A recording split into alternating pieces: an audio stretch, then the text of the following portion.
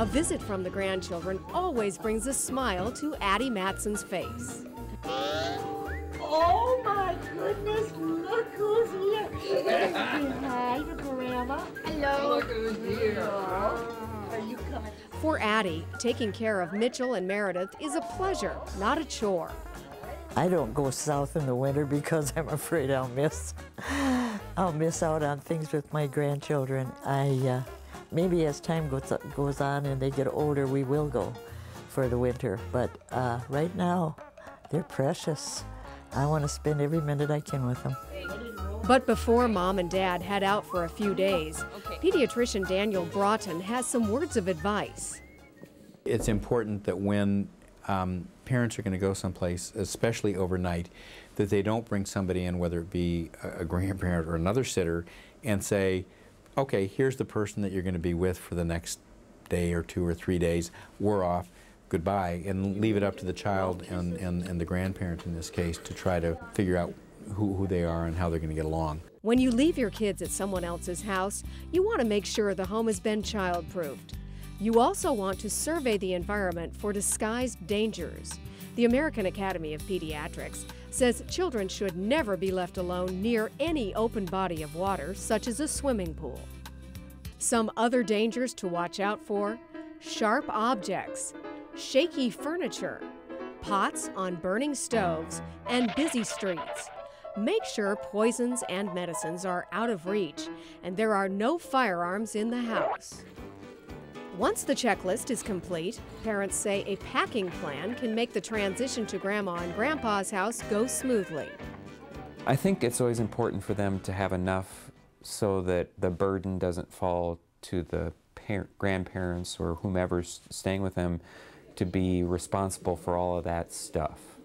Enough clothes plus a change of clothes, which Marnie always takes care of. I always give them an opportunity before we would leave on a long trip for them to pick out the special things that they want. So we usually come over with a laundry basket or 2 of those sorts of things. I bring lots of toys and my 2 blankets. Playtime at grandparents' house is often different from their own house, which gives children a chance to try something new. Okay, what you got? Let me see. We like to play this game called Old Maid, but my sister calls it Homemade. We play Homemade, and there's a homemade girl.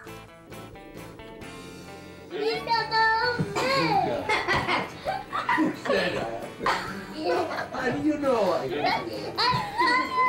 I saw you. Most grandparents are notorious for having fun, playing games, and bending the rules a little bit. Pediatricians and parents agree. When it comes to rules of the house, while grandparents can be flexible, consistency is key. Addie admits she sometimes allows her grandchildren to watch TV while they're eating, which is not the norm at home. We have a little TV in the kitchen, and they're not allowed to watch TV at home. And so we tell them, you have to eat or the TV goes off. So usually they're pretty good. We have a clean plate. That's okay. I mean, it's not like they're going to develop a habit of that from our in our house. They just know in our house we don't do it. Again, it's kind of like something they do in their house. Bending a couple of rules is okay, pediatricians say, but don't send the whole rule book out the window when staying with grandparents.